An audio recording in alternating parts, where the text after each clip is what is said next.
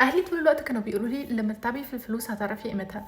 كبرت وبقيت بتعب في الفلوس ومش عارفه قيمتها. دي يا جماعه اتس نوت ا جوك. بعدين انا اتحطيت في موقف صعبه جدا، احتجت فيها فلوس كنت ممكن اكون بحوشها عادي من كل الحاجات الغاليه اللي كنت بشتريها، بس ما لقيتش الفلوس دي، لقيت الحاجات الغاليه اللي انا كنت بشتريها.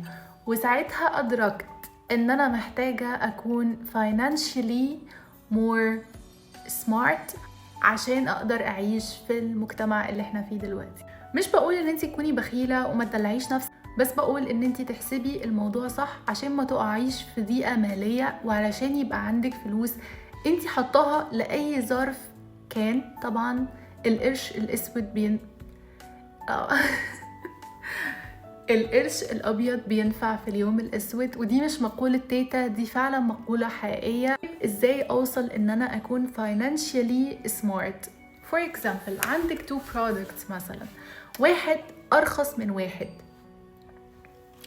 ما تجيبيش الغالي علشان هو بس اسم براند. حاولي تكوني ذكية، لو انتي معكيش تمن البرودكت الغالي ما تجيبيهوش. طبعا هتقولولي انتي بجد بتجيبي حاجات كتير وبتصوري. يا جماعة انا بكون محوشة الفلوس بجد اوفر تايم علشان اقدر ان انا اجيب الحاجة الغالية، ومش طول الوقت بجيب حاجات غالية، في اوقات كتير بجيب حاجات رخيصة عادي وحاجات عادية. في عندي مثلا مرطب لونا ولابيلو. لونا بجد ربع تمن مرطب لابيلو، وانا معيش تمن المرطب ده، بس انا عايزة اجيب لابيلو فور اكزامبل عشان هي اسمه وعشان ريحته وعشان طعمه. مش لازم، مش حاجة أساسية. في الفيديو ده أنا مش هتكلم إزاي تصرفي وإزاي تدفعي والفلوس اللي انتي لازم تحوشيها، أنا هتكلم أكتر في سياق الكوزماتكس أو الحاجات اللي انتي بتجيبيها لبشرتك. لأن بشوف ناس كتير قوي بتروح تجيب مثلا حاجات من كلينيك وحاجات من حاجات غالية جدا، وبتنسى مثلا احنا عندنا برودكتس أقل شوية وأسعارها في نفس الوقت معقولة جدا. مش لازم أجيب حاجة براند أو حاجة very very expensive وانسى ان هما الشركتين بيستخدموا نفس المكونات الطبيعية اللي موجودة في الحاجتين. فبعد كده لما تيجي تشتري اي product cosmetics لازم تبصي على الليبل بتاعهم من ورا، هل في حاجة بجد تستدعي ان انا اشتريه؟ لو مفيش حاجة تستدعي ان انت تشتريه ما تجيبيهوش. ممكن يا جماعة تستخدمي تشات جي بي تي وانت بتحاولي تدوري، ودي حاجة انا بستخدمها. قولي الفرق ما بين مثلا الواش بتاع الفيس واش مثلا بتاع كلينيك والفيس واش بتاع لاروش بوزي، الفيس واش بتاع مثلا فور اكزامبل شان وبتاع لاروش بوزي. لو انتي معكيش تمن الحاجة ما تجيبيهاش بالقسط، ولو هتجيبي حاجة بالقسط حاولي ما يكونش عليها فوائد.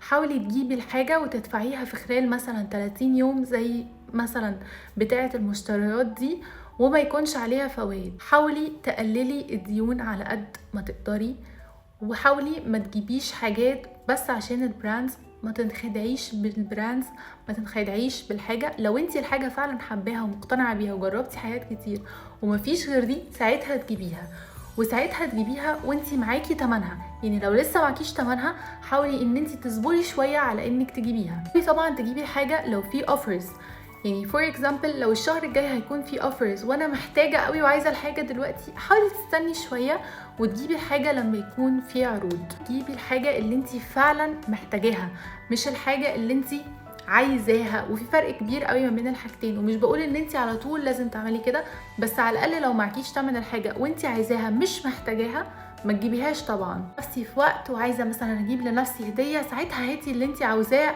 برضو على حسب البادجت اللي انت حطاها. لكن ما تروحيش تجيبي مثلا فاونديشن ب 3000 جنيه وتقعدي طول الشهر تاكلي فول وطعميه.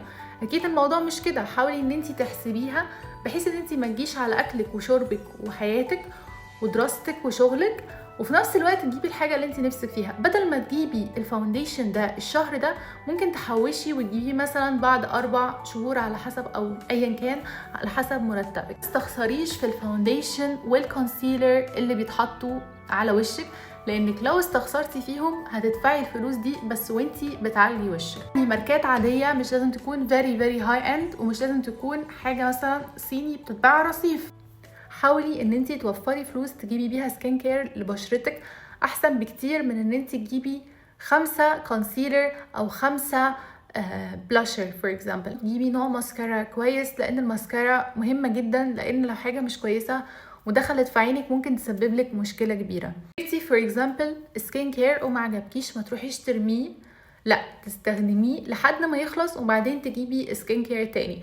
كلكم عارفين ان انا بكره الاندر اي سيرم اللي انا بحطه، بس مع ذلك انا مش عايزه ارميه، انا عايزه استخدمه وبعدين لما يخلص هجيب واحد غيره، رغم ان انا ما بحبوش وبحس ان هو ما بيعملش افكت، بس انا بجد مش عايزه اويست الفلوس اللي انا دفعتها فيه. خليكي ذكيه، ما تخليش الكابيتاليزم تاثر عليكي وتخليكي تصرفي اكتر واكتر.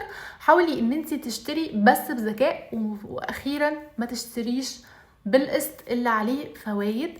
حاولي على قد ما تقدري تقللي الفوايد عن عليكي، عشان هم كده بيبقوا بيلعبوا عليكي لعبه مش كويسه خالص. فما تقعيش في الفخ ده. واخيرا يا جماعه، لو انتوا حبيتوا الفيديو ده اعملوا له لايك وشير وسبسكرايب، يمكن اي حد تاني محتاج يسمع الكلام ده. وقولوا لي يا جماعه انتوا بتتابعوني منين، وايه اغلى حاجه انتوا اشتريتوها، وقولوا لي تحبوا الفيديو الجاي يكون عن ايه. باي.